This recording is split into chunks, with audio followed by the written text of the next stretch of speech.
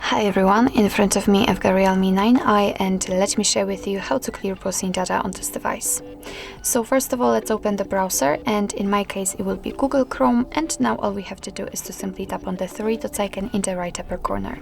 Now let's tap on the history, and as you can see, this is the list of all previously visited websites, and of course if you want to, you can remove them manually one by one just by tapping on this X button right next to it. But if your case this list is so wide, then I highly recommend to simply tap on clear browsing data. And as you can see here, we've got some basic and advanced options, and in basics we've got browsing history, cookies and site data, and cached images and files, and in advanced we've got also saved passwords, autofill form data, and site settings.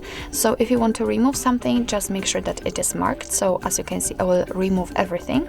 We can also change the time range from last hour to, for example, last 4 weeks. It's up to you, of course. And if you're ready, just tap on clear data, and we just got back to the history, which is currently empty, and it means that we just successfully removed all browsing data. So actually this is it. This is how to clear the browser in your Realme 9i. Thank you so much for watching. I hope that this video was helpful, and if it was, please hit the subscribe button and leave the thumbs up.